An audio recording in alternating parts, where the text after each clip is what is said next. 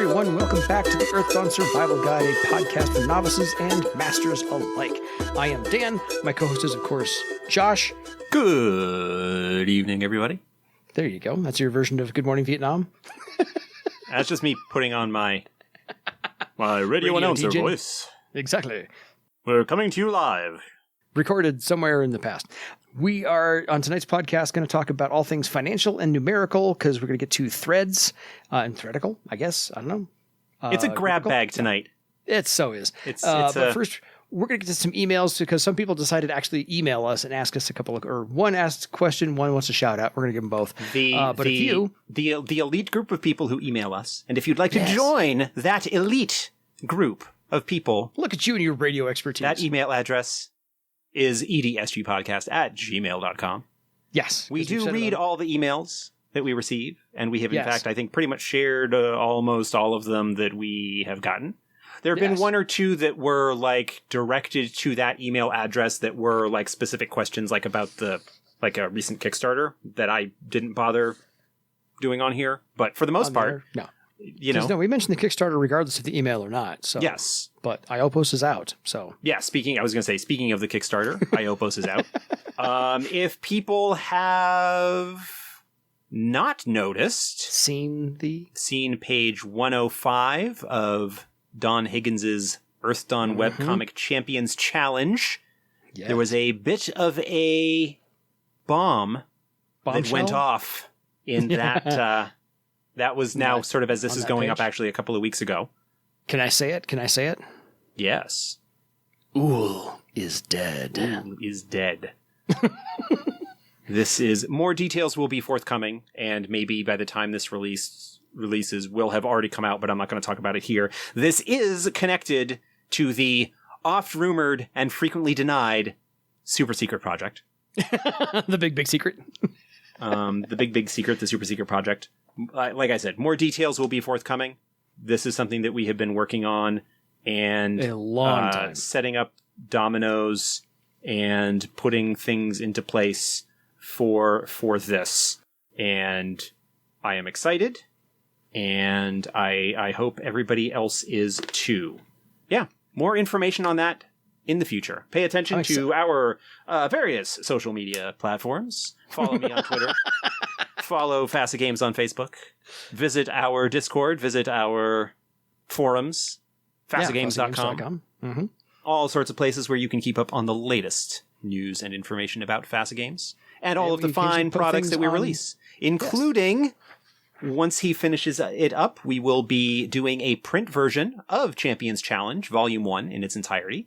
It is going to be, or will very shortly be, wrapping up its first volume run online. Mm-hmm. It will be taking a little bit of a hiatus, but we will be putting together a print version of that. If you want to get it, keep an eye out for that news.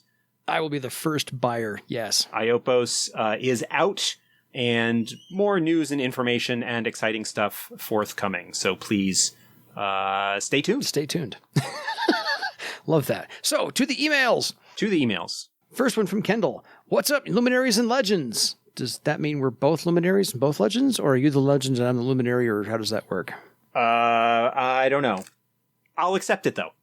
Okay, yeah, I will as well. I'm okay with that. Any compliments you want to send our way, we'll read.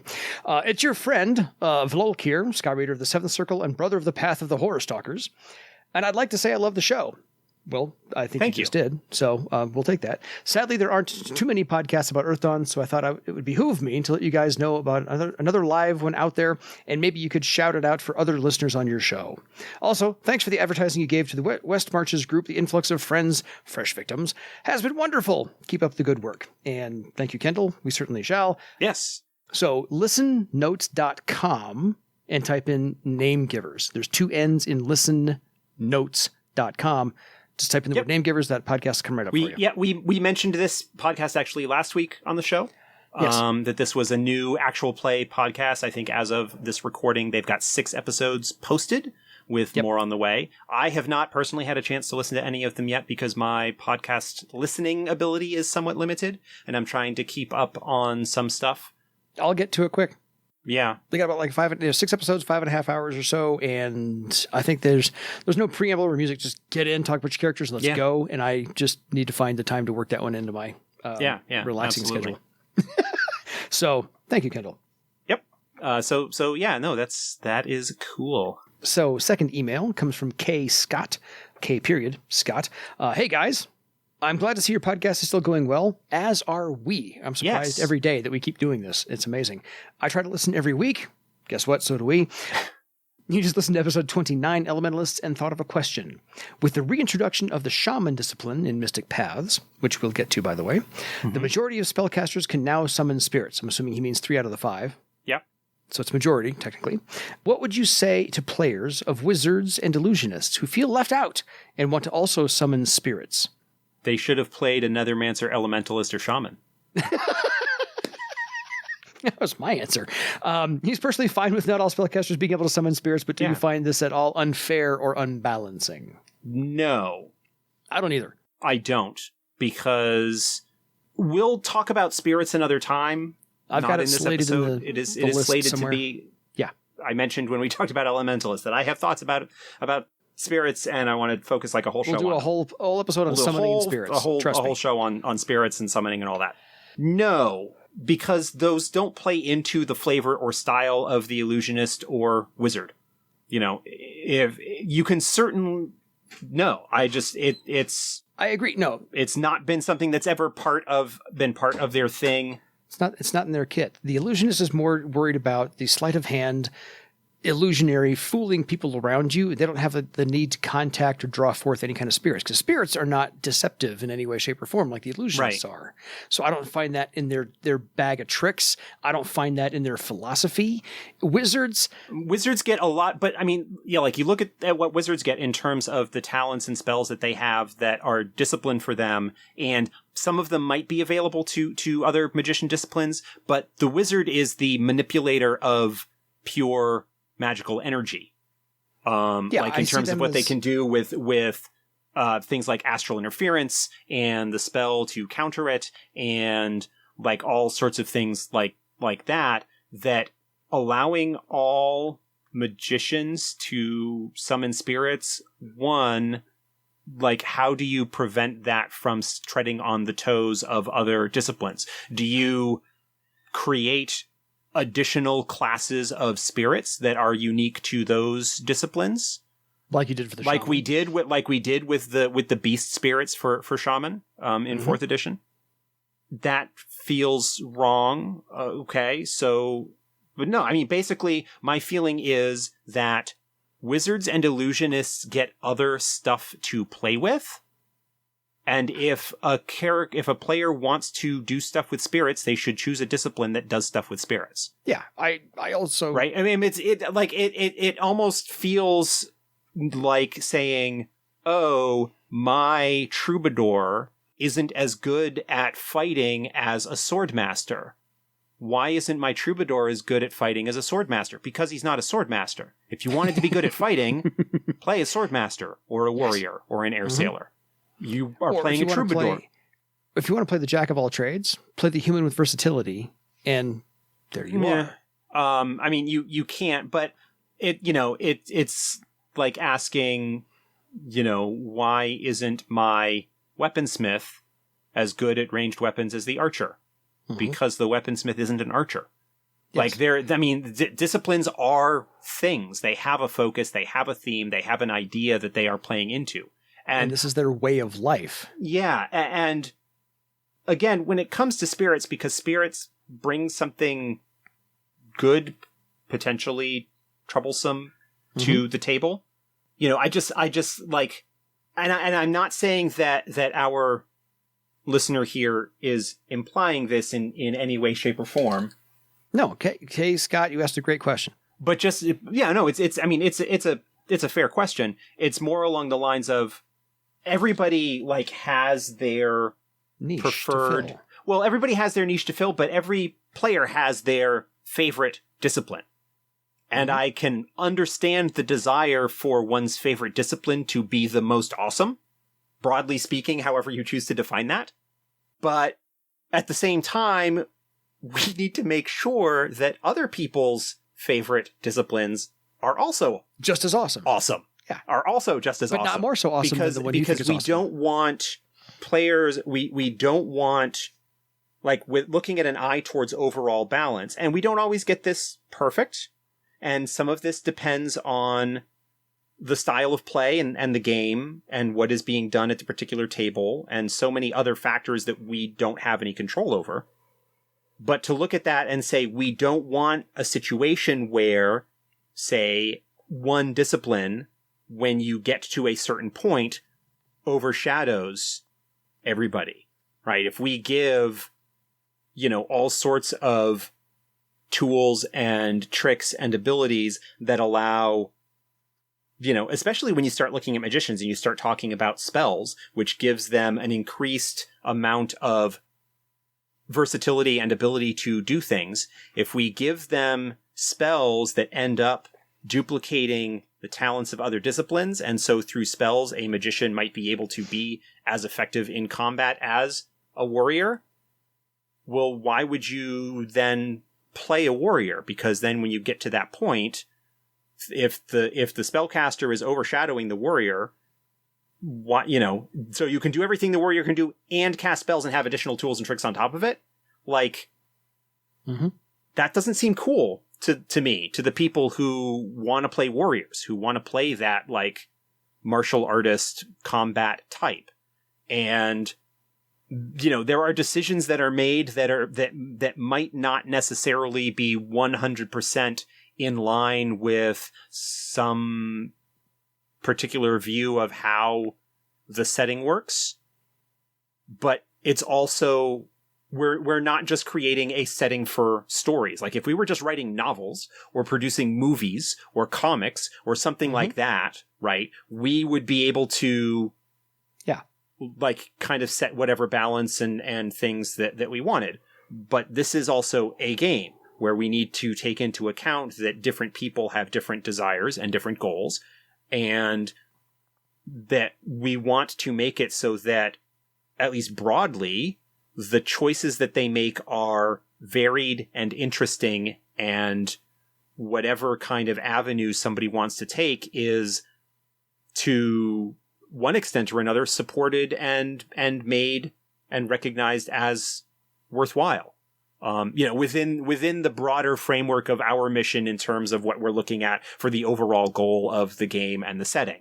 Like, we will, as far as I am concerned, we won't ever really support stuff that allows the playing of evil characters. There can be dark stuff.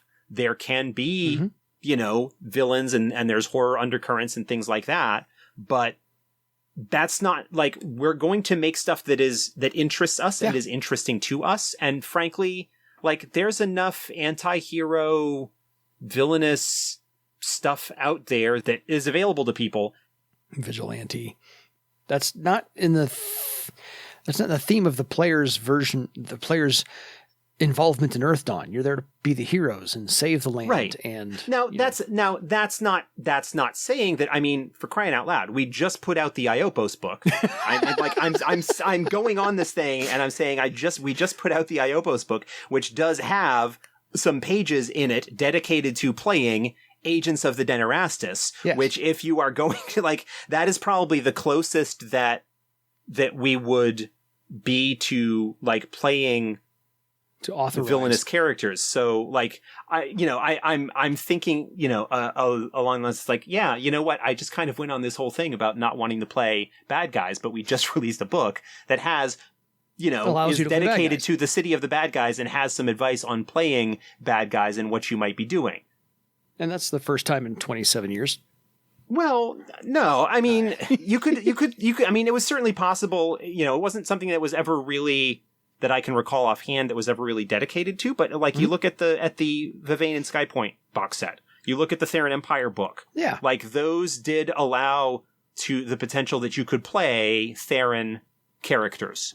Right? That provided more support for playing Theron characters than you might have had previously. Yes. Therons being sort of ostensibly considered kind of like the bad guys because of their slaving ways. Heck, the protagonist of Shroud of Madness, one of the Earthdawn novels, is a Theron investigator. Now, a big part of the story is he becomes disillusioned with the way things are and kinds of like breaks ties with Thera and goes independent at the end. Hey. Spoiler. All good there. But like, spoiler.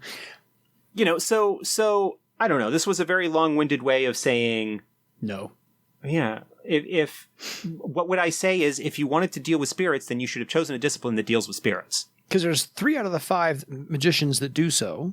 Yeah. A. So if you don't like their spell list, sorry.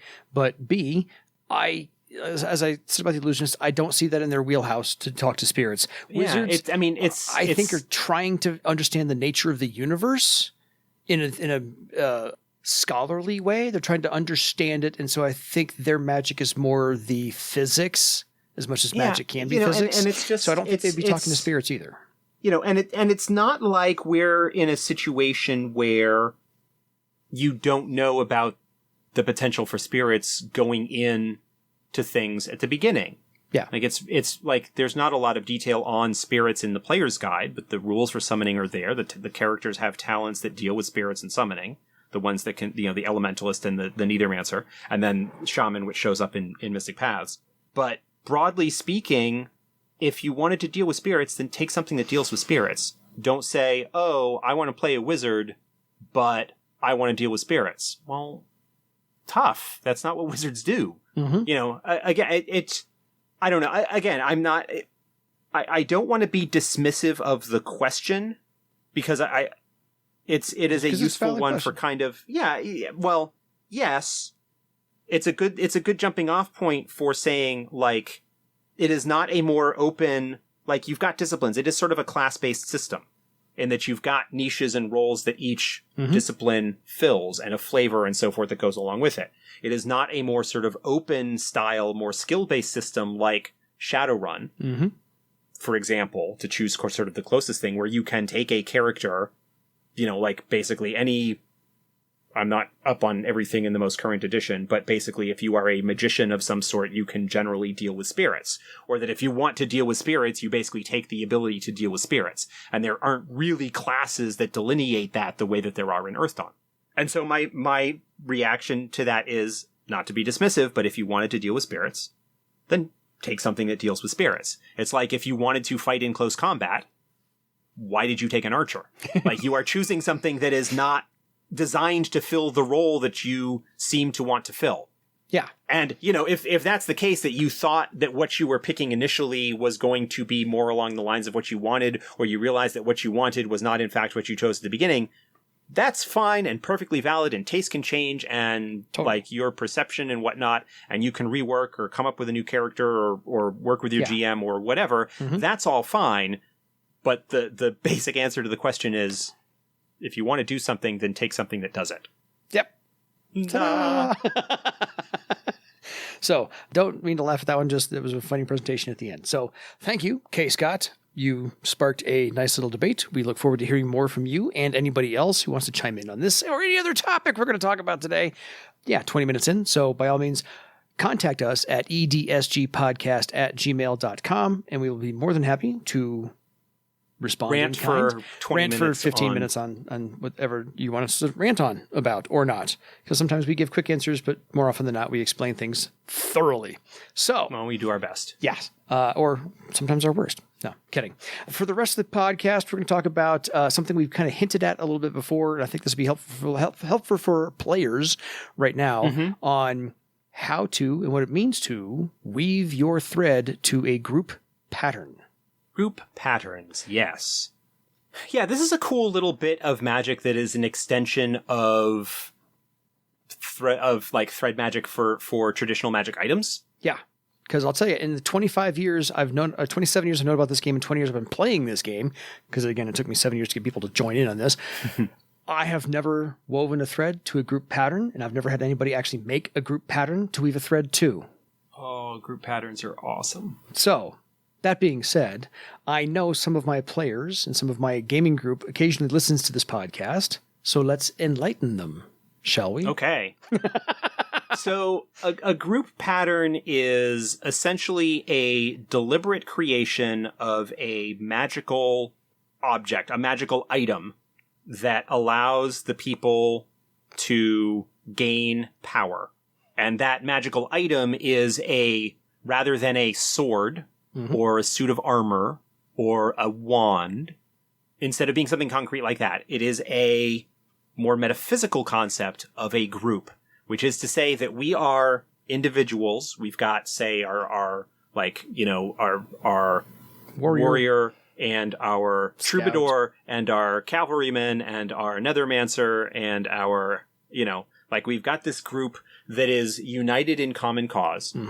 And we are going to formalize that by basically performing a magical ritual and swearing oaths to each other that we are going to be dedicated to each other and to this cause. And from that ritual, we then have the potential to gain magical power from it. That basically we are deliberately creating a true pattern. And through the knowledge of that true pattern, which we have because we made it, we can then therefore make ourselves stronger as a group. So it's kind of like the Gestalt principle. We're stronger than the sum of our parts. Yeah, in some respects, yeah. Yeah. So let's go with like the Avengers as a very popular, example. Yeah, that the Avengers as, again, like in terms of the presentation within the films or comic media doesn't really happen. Yeah. There's no real direct parallel, but the Avengers are a group. They have a name. They have a dedicated purpose. There are members of the group. Like, you are either an Avenger or you are not. Yes. Right? Now, admittedly, in the comics, just about everybody has been an Avenger at one point or another. In time, yes.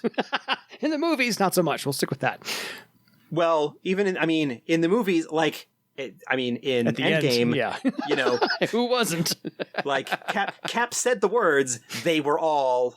Yes. But anyway, the idea is taking the first Avengers movie, right? Like, the Avengers are Captain America, Iron Man, Thor, Hulk, Hawkeye, Black Widow, and the Hulk. Yes. 6. 7. I think it was the 6 in the first. Yes. We're good. The 6 in the first movie, right? Yes. So they're not the same as the original Avengers from the comics. We know that. Who cares? Go watch YouTube. So, those are the Avengers. And by being the Avengers and coming together as a group, which part of the thing of the movie is them doing that, right? Yes. They become more powerful. They become more effective working together and acting in concert towards their goal, in this case of fighting off the invasion of alien entities in New York City. Yeah. And so the idea of a group pattern in Earthdawn is along similar lines. It's just a lot more mechanically defined in terms of the benefits that you can gain from that magical entity, that true pattern for the group, which really only exists as a concept rather than a physical thing. So let's play off of this. So since you are in the live play Legends of Barsave, yes, has that group made a group pattern as of the latest episode? As of the latest episode that has been released, no. Okay. They have not.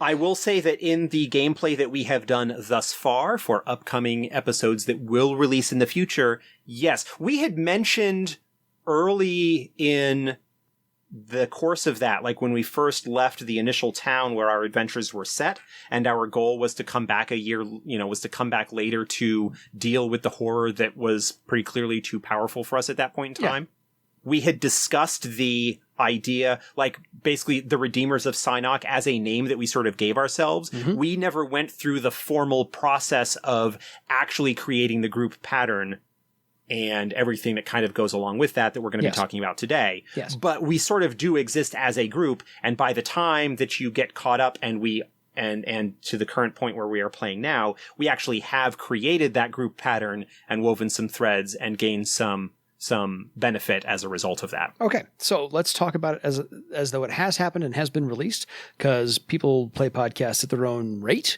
So by the time they listen to this one, maybe that one will have been released. So let's assume it has been. Well, I mean, I can talk about stuff without getting into spoilers. That's fine. That's all I'm looking for is... Yeah, so I will not spoil anything that actually happens, just in terms of talking about, or even sort of describe the actual circumstances under which we do it, but just kind of talk in general, using Virag as the example of one of the people that is taking part in creating the group. Absolutely. I figured we used the Avengers because it was the most popular movie last year, 2019, and just about everybody in the world saw that one. So if you haven't, go watch it first. Anyway, so that was our pop culture example to kind of draw you in so you can understand it. One of many. So let's now use an Earthdawn example for the rest, and we'll use the Redeemers of Cynoc from Legends of Earthdawn to kind of set the table for everything else. So part of the true pattern is you have to name it. Yes. And everyone has to agree on the name.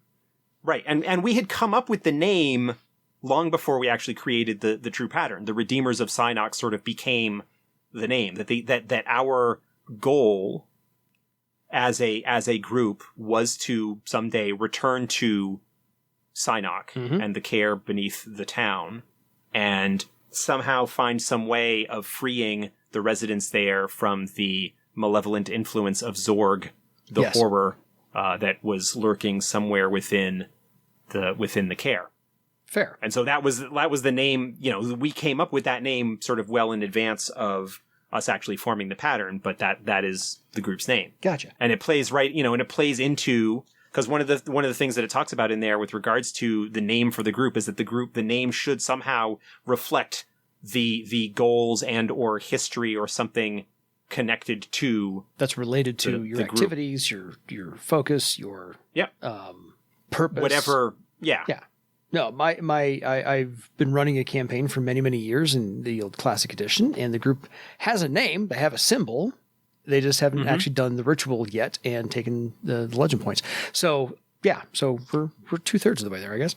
So second part, so once you have a name and you have to have a symbol. I don't remember what we came up with as the symbol for the Redeemers off the top of my head. I couldn't describe the one my group has because it's really hard to describe, but... Yeah, I think that we might have come up with something that pays homage to Rusty's elf air sailor who died in those early adventures. I suspect that we might have picked something relating to that. But I honestly, now put on the spot, don't recall specifically. Fair enough. No, it's okay. It can get sorted out later on. It will be revealed when it happens. When it gets released. Exactly. So each member of the group creates an item representing the group and that character's role in it.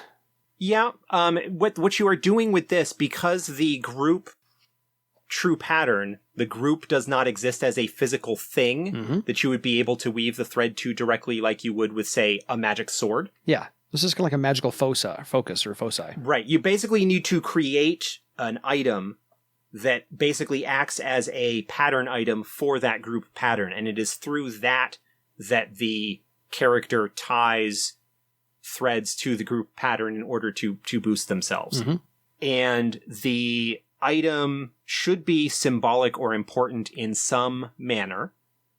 I will reveal that the item that Virag uses as her, it bends the rules a little bit in the sense that she did not, usually you need to craft the item yourself, or sort of, make the item or something like that to have that significance. But Virag chose the doll that was given to her by a little girl from New Cynoc, from the town, that when we were leaving left, and she gave me this doll and has carried it with her along the way throughout all of their adventures, and is, basically as a reminder of what she has sworn to do. And so that is what she chose as the pattern item, as the representation of her within the group pattern. I will take that every day of the week because that story supersedes the mechanics of needing to craft it yourself. Don't care. The story's better than the mechanics. And and the importance of that item, that gift from this 5 or 6 year old girl to Virag is a very, and also like the doll sort of representing the child and Virag being kind of the den mother leader figure of this group. Like, there's a lot of, like, sort of symbolic and metaphorical significance to that item. And it was like, I knew fairly early on that when we got around to actually making the true pattern, that's what I was going to choose. Yes. Because I could not come up with anything else that seemed to be appropriate for that. No, there's nothing better.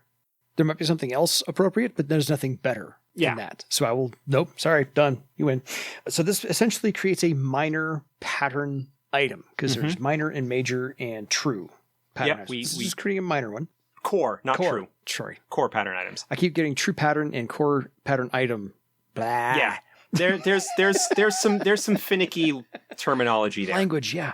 Okay. And then the group is named during a specific naming ritual, which is the beginning of the formation of the group's true pattern as an actual entity in and of itself. So it is a deliberate, ritualistic, magical act, the end result of which is the creation of a true pattern.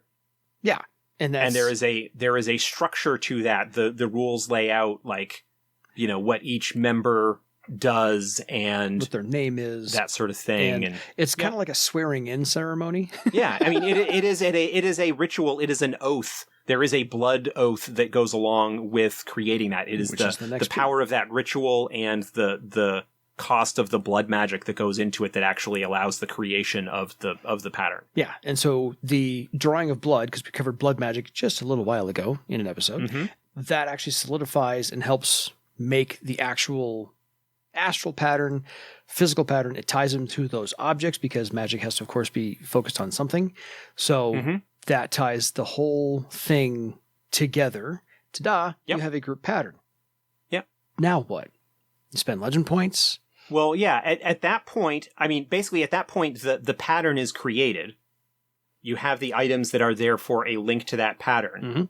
Before we get into that specifics, part of the way that you can think of the group pattern in terms of the framework of stuff, we had talked about true patterns. Most people are really familiar with how they work as far as magical items, right? Thread items, swords, weapons, wands, amulets, stuff. Whatever. Any kind of magic item, thread item, like the rules are fairly understandable for that, even if, you know, some bits of it might be a little fiddly. Yes. But then you've also got the pattern magic interactions with people and places. And if you have a named place like the Bloodwood, and you have a pattern item that is connected to that place, you can weave threads to Bloodwood to increase your abilities while you are in that place. And it's not identical, but I like to look at the group true pattern as a conceptual place. That when you are in that place, when you are in the group, right, when you are interacting with the group, then you can gain the potential benefits that weaving threads to that true pattern allows. And so to think of the group as a place that you operate within, but rather than a geographical place, it is a conceptual or a metaphorical place. But anyway, what you can then do is you can weave threads. And you can weave up to, and I'm doing this off the top of my head, up to 5 threads. You are correct. Each of which can be up to rank 5. Yep. These are subject to the normal limits for weaving threads. So if your thread weaving rank is only rank 3, you can only have a total of 3 permanent threads woven. Yep. And each of those can only, I think, be up to rank 3. You're right. That part I don't forget right off the top of my head, but I think that's you're right. Yeah. And so, obviously subject to the normal limits, but you can have up to 5 threads, each of which is independently purchased and raised, so it each has its own value. This is a little bit different from normal pattern item interactions, okay, where minor pattern items allow you to attach to one thing, majors allow you to do 3, and I think core allow you to do 5, but it's considered just one thread when you do that. Correct. But group patterns allow up to 5 threads, each of which with its own rank. And then you can weave, much like threads to people or places, you can use it to increase the effective rank of any talent, except thread weaving. You can't increase your thread weaving rank using a thread, because then basically the thread is paying for itself and it gets around the restrictions of threads. Yeah. It's like the fan creating its own wind. It just doesn't happen. Yeah. It's just basically that's you can't increase your thread weaving rank as a result. But any other talent, you can increase any defense rating. Mm-hmm. You can increase your mystic armor. Yep. And your effective circle for the purposes of calculating your durability bonus. Mm-hmm. And I phrase it that way because it's not phrased that way in the book. And there has been some question about if you increase your durability with a thread, does it increase your durability rating? That is, say, bump a warrior's durability from 7 to 8. Mm-hmm. Or does it increase their effective circle for the purposes of durability? And it's the latter. So if you are a 4th circle warrior and you weave a thread to durability, for the purposes of the bonuses that it adds to your death and unconsciousness rating, you are effectively a 5th circle warrior. There you go. Ta-da. And so that's basically how it works. Well, and one more, because I think new in 4th edition, you can actually increase your wound threshold. I mentioned wound threshold. You did? Didn't I? Oh, no, I said mystic armor. Yes. I forgot. No, wound threshold has also been the case fair. all the way along as well. Okay. I thought I was forgetting one. But, but wound threshold as well. That is one of the few ways to raise wound threshold. Yes. So it can be awfully handy to do that for certain types. But yeah, Virag, I think as of right now, has 3 threads woven. 1 to mystic defense, 1 to pretty sure spellcasting. Which makes sense. And I forget what the third one is off the top of my head. But basically, I am weaving threads to make Virag even more cool at the things that she does well. Yes, as you should. Another approach that you could potentially take is to use the threads to boost things that are not strengths for your discipline. For example, Virag could, if you are a magician, and don't get any physical defense bonuses, you can weave a thread to physical defense to raise your physical defense and make you harder to hit. Exactly. That's something you can do as well. But yeah, the threads are a little bit pricey. I think they're 300 for the first rank. You are correct. Wow, I'm doing well tonight. You are. I have the book right open in front of me so I can play along. Because people who might be commuting while listening to us, I'm making sure that we actually have the the book handy so they don't have to stop. So generally speaking, it is something that you look at that most people look at when you get into journeyman circles, just because it is a little bit more cost effective to just spend the points to increase your talent rank normally than to boost it with a thread. Yes. But thread magic, group patterns especially, can be a very cost-effective way to get yourself a little bit of an extra bonus. Especially getting bonuses to defense ratings and other stuff that are not quite as easy to raise as talents. But there is something to be said for, when you've got your spellcasting at rank 6 already, and so rank 7 would be 1,300? 2,100? Something like that, right? That you're looking at a couple thousand legend points roughly to get a +1 bonus. You're looking at a nice chunk of legend points anyway. You can instead, through a thread woven to a group pattern, spend 800 or 1,600, right? 3, 5, 8, 1,600 legend to get +3 to your spellcasting. And everything that is boosted by your spellcasting rank is also effectively 3 ranks higher. Yes. So, that increasing the duration of spells, increasing, all sorts of stuff off of that. So group pattern magic is a very, very cost-effective way to gain some oomph. To gain some oomph when you hit into those journeyman circles, and or getting bonuses to things that otherwise don't advance quite as quickly. Okay. Like defense ratings, wound threshold, mystic armor, all that stuff. Durability. Stuff like that. Yeah. So for the blood oath that they have to swear as part of the group, they take 2 points of damage, correct? It is 2 points of permanent damage that lasts for as long as the group operates. Lasts. Yeah. Basically. So if your death rating and it isn't, your death rating goes down by 2 points. Again, by the time you get into journeyman circles, that's probably not a huge amount. No, you're looking at 64 to a 62 maybe, or 68 to a 66. Depending on your discipline and your toughness and stuff like that. For magicians or specialists, it might be a little bit more of a consideration depending on what other blood charms and stuff you might have. But basically the oath is that you will not betray each other. Basically, it is a group oath of blood peace. which basically means that you're not going to fight and attack or hurt each other. Or let harm come to each other. Or let harm come to each other. Yeah. So you're going to get that done. Yeah. And so the benefits you a couple of points of damage, a couple of points of permanent damage, some role-playing restrictions, which shouldn't be that much of an issue. If your group is not a bunch of... Yeah, if you're already getting along and your group is not a bunch of selfish murder hobos. That was my group name, Selfish Murder Hobos. We are the Selfish Murder Hobos. It's weird.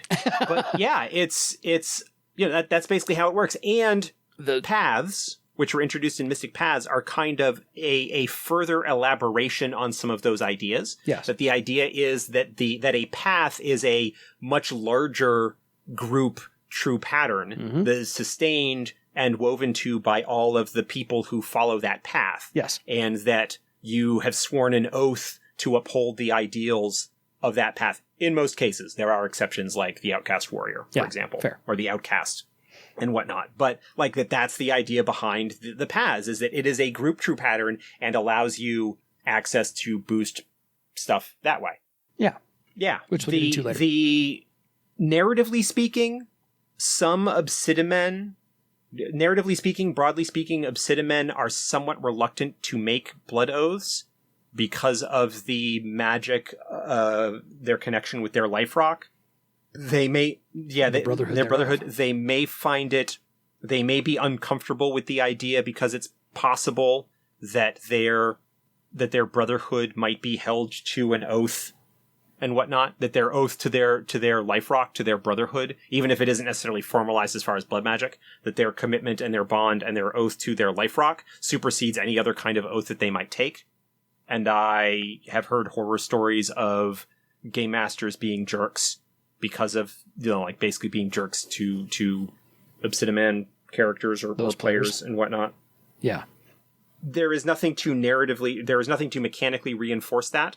And if you've got if you want to kind of explore that direction and philosophy as an Obsidiman, it might just be a case where you take your party to the life rock, or you just accept that you might be missing out on some potential mechanical benefit and not swear it. Mm-hmm. But it is, that is something that is a role-playing decision, and as long as you go into it with open eyes and recognize the potential downsides of that, that's cool. I don't want to say that, oh no, Obsidimen never do this, because that's something that is cool and flavorful and thematic, and it should be available to people that want to take advantage of it. But not everybody does. In my, one of my early long-term... Clearly, I just said we've been playing for 20 years and none of my people have actually done a group pattern. In my Riders on the Storm campaign, that one of those first long Earthdawn campaigns that I ran, they did form a group pattern, but the elf... No, he wasn't an elf. I'm sorry. The Tiskrang Archer in the group Solar did not partake in the group pattern or the group thread. He, in fact, I think left... the player kind of left the game eventually before the rest of the game broke up. But yeah, he did not, as a character, want to do that, which was fine. Fair enough. It's everyone's choice or not. I've got a group that, like I said, wants to. They just haven't actually explored how to do it, what the benefits are, and if it would behoove them to do so. I know it would behoove them to do so. It's just a matter of the consensus hasn't... It was happening, and then everything came together, and then we lost a member of the party permanently. That is a potential problem. If any member of the group dies, then the group pattern will break apart. And so the options are either to bring the individual back to life, or to basically get together the remaining members and swear a new oath, and basically reform the group under the new, you can sort of add and remove members because the oath is ostensibly just for a year and a day. And so the group only lasts as long as you continue to swear that oath. And so there is nothing that requires a group pattern be permanent, and you can potentially add or remove members from that as time goes on. Yeah. So we'll re-explore that one. I hope that flushes everything out for everybody else, including myself, because like I said, I was always a little bit uncertain of exactly how all of that would work, because the rules for group patterns come after the rules for using thread items, and I never put the two together. So anyway, that was just me and my failing of reading it. That's all. No, it's kind of in there with the more nebulous and potentially difficult to follow rules for general pattern magic with people and places, as opposed to the much more clean-cut magic item stuff. And so, much like other stuff when you're talking about patterns and threads and things like that, can be a little bit confusing. Yeah. So that was all it was. So if you just remember to treat your group pattern like a magic item. Yeah, basically, you basically sort of think of the threads that you weave to a group pattern as similar to the way that you would approach the bonuses that you get for weaving threads to a magic item. It's just that instead of being predefined based on the item, you get to choose what you want to boost. Yeah. So that's all it would take. And I already know where each single one of those players, characters, would have their boost. I already know that. I already see, because I'm the game master for that whole group, so I know exactly what they would be going for. Well, we're 45 minutes in. You want to cover Game Master Awards? Yeah, briefly. I wrote a blog post about this for the FASA Games website Not too long a few months back. Fair. Where basically I talk about sort of under the hood why the recommended Legend Awards in the Game Master's Guide are what they are, and kind of where those numbers derive from. But generally speaking, when you are running a game and you are getting to the end of a session or the end of an adventure, because legend points are what allows the players to advance their characters, you need to... Yeah, it's like player money. Yeah, it is character advancement coin. And so you basically need to award them for, it's like experience points in other games, but it is a resource that is then spent to advance your character, whether that is by increasing talents or attributes or bonding magic items, weaving threads to group patterns, all of those wonderful things that you could potentially spend those legend points on, and that there are spells, certain things that are recommended that you give those awards for: meeting the objective of the session or adventure, overcoming obstacles in the course of meeting that objective, whether that is standard like combat or bypassing traps or finding some other way than combat to get past something that might be obstructing your path to your goal, obtaining treasure that is connected and would allow you to perhaps show to people that you overcame these objectives. Frequently, these are like bits of creatures or monsters that would potentially have other value. Like if to choose a ridiculous sort of example, if you were to kill a dragon, taking the teeth or claws or something or scales from the dragon as an indication of, look, we have this, as proof that we defeated this opponent, in addition to having whatever potential kind of alchemical or valuable magical ability it might have. And so that is something that could potentially, not just simple coins, but like if you retrieve a famous or legendary item from a care, that item could be something that awards legend points above and beyond for the objective. And then sort of a miscellaneous role-playing / story goal. Basically deciding whether individuals or the group as a whole entertained each other in the course of role-playing and playing their character and things like that. Yes. That's one that's a little bit more nebulous and some people have issues with that I'm not going to get into here. Some people don't like the idea of giving out individual, different awards to players for role-playing because that favors more outgoing or actory types of players over those who are a bit more staid or whatever. Yeah. And I, to a certain extent, agree with that, in much the same way that I am kind of in favor of at least leaning in part on social mechanics, because I don't want to penalize people who are more introverted or reserved or whatever. Yes. In that regard. But that's sort of just like a general, like, additional award that you can provide to the group for, like, a fun factor. And then, you know, like, if you are completing a larger story arc, maybe providing an additional benefit for achieving an adventure objective as opposed to a singular session adventure objective. Yeah.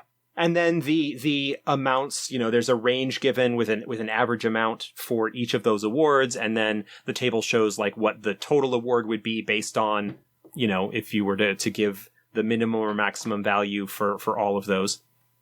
And the numbers on that chart were basically developed to roughly speaking advance characters at a certain rate.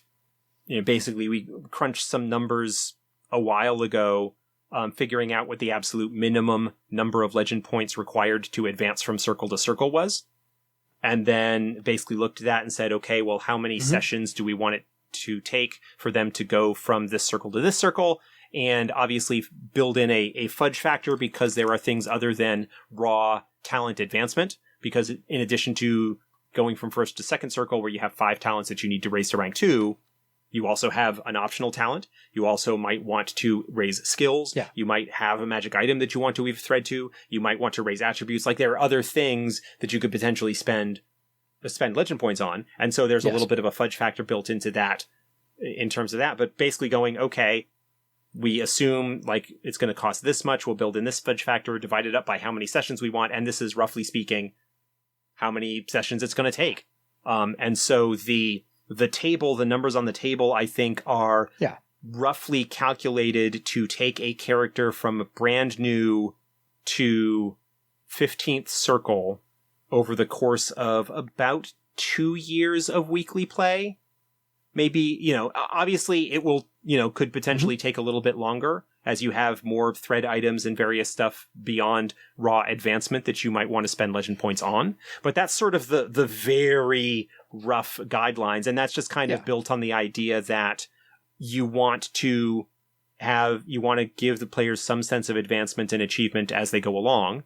And honestly, the amount of time played, like really long running campaigns, can vary, and how often people can meet can vary. And so you want to have enough of a fudge factor. If you've got a group that's meeting more frequently, but you don't want to advance quite as quickly, then you just give smaller awards. And that's why there's a range there. And if you are meeting less frequently and you want to, you know, advance a little bit more quickly, you give larger awards. And that is something that you can vary over the course of, depending on the pacing. I mean, it does not take much to get from first to second to third circle in general anyway, even with the recommended legend awards that are there. They're kind of built along the, like, a couple of sessions, you know, fairly quickly to be able to reach that. And so you can certainly give the amount that you want, but the amounts that are in the book are ones that were, roughly speaking, calculated to allow what we think is a rate of advancement that will allow players to feel like they are making progress, even if they don't necessarily achieve a circle very frequently. And as you get higher in circle, that becomes less and less frequently because there's just more stuff that you need to raise. It slows down. The awards, like, you should be able to raise a talent or maybe raise an attribute or weave some thread ranks. And you're like, there should always be stuff that you can do with your legend points, with your available legend points. Fair enough. And do it at a pace that feels like, you know, every couple of sessions or every adventure, you can have some downtime to spend those and increase things and go from there. Because I'm running a weekly game at the moment, just as a kind of pickup game, because we're all in still semi-imposed quarantine. 2 players, and I'm running a pre-written shard. So it's very few legend awards to get through that whole thing. So it's not very long. It's not very complex. So their second circle, I'm giving them like 200 each session just to show up and play the character a little bit. Yep. And that's right in line with that chart. 100 to 300 legend award, go. 200 on average because they're both second circle. Yep. And then, of course, they defeat the monsters and they get their legend awards for those things and the creatures, and they get extra, you know, points for solving the problems along the way and so forth and so on. So yeah, you will get points, period. And you may not circle up after every single adventure, but you will get close. Or you'll get halfway to the next one, depending on where you are in your progression. But you'll make strides toward the next. It's kind of designed to advance through those first couple of circles relatively quickly, so that you can build a reasonable pool of talents and abilities, because as we've talked about with the various discipline discussions that we've had over, the episodes here in the past, a lot of times you don't, for some disciplines especially, you don't get really the full effective suite of abilities until you've gotten into like second or third circle, just because of the number that are available and whatnot. And so it is kind of geared to advance through those first couple relatively quickly.